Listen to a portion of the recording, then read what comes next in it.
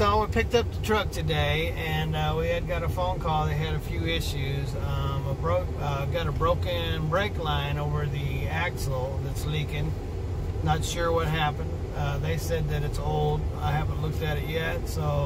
But I did get into the truck, and it had no brake pedal. And then I got out and checked the fluid, and it had no fluid.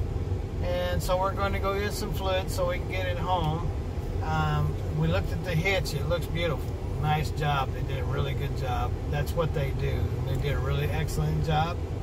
And they said that most of the BMW kits come with a bracket that lowers the exhaust down a little bit away from the hitch. And so it wasn't in there, so I'll have to get one. Other than that, it's been an excellent job. And we'll get to it. Get it filled up and get it home. Excellent. And in the meantime, Stephen, we're getting to enjoy seeing a train go by. So while we're waiting to get over to AutoZone to get the brake fluid, isn't that what you want to get, the brake fluid? And other fluids, right? Yes, gonna get some brake fluid, and that's it. Brake fluid. Okay, so while we're waiting, we're experiencing the joy of waiting for a train. And yeah, such joy. Well, sometimes. Well, so hey, you have your train. So you have a train horn at the house. Yes, you do. You have your own train horn. A 1952.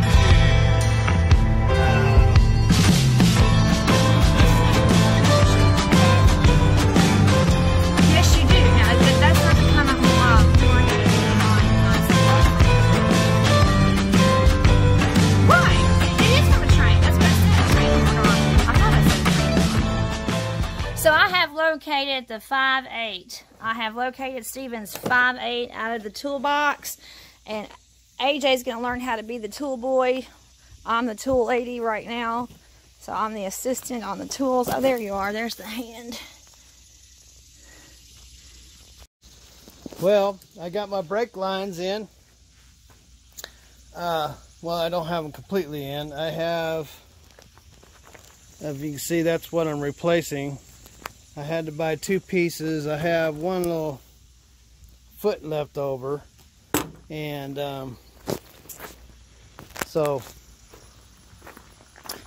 I went ahead and I was able to get it up under the frame there. Ruthie B, hand me the flashlight, will you? Where's it at? I got it. So let's go up underneath the truck here and give you bird's eye view. So there it is. It's connected. I had to make a couple bends over there, see, to take up a little bit of play, but it's still in the brackets, so it's not going to rattle against the chassis and rub. And it went behind the tank,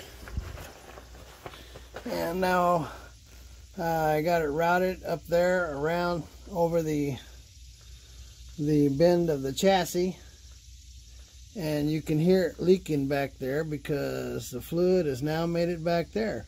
So I need to get that hooked up.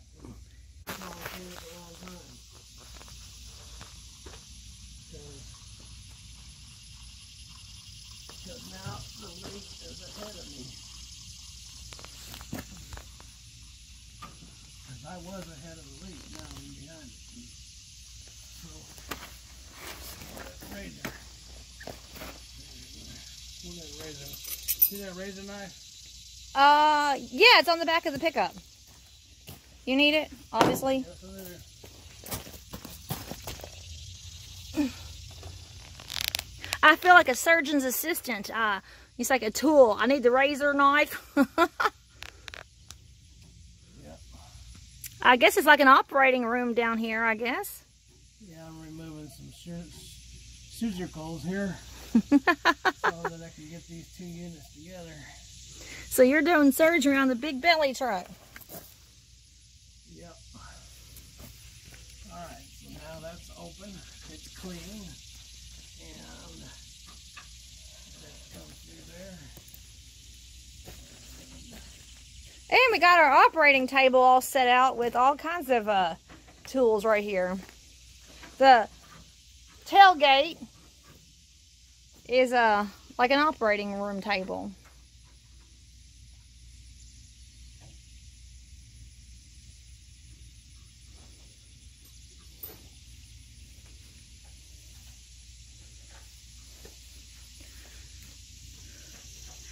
There's where your gooseneck trailer was installed, the hitch for that. Oh yeah, that would have been hard. You didn't have the equipment to put all those holes in your the back of your truck. Not yet, no. I don't have that hole saw. I got that big round one. And then you'll have to drill a hole and then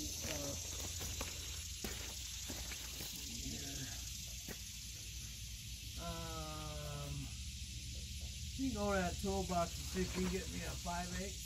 A 5/8. Aye, aye, Captain.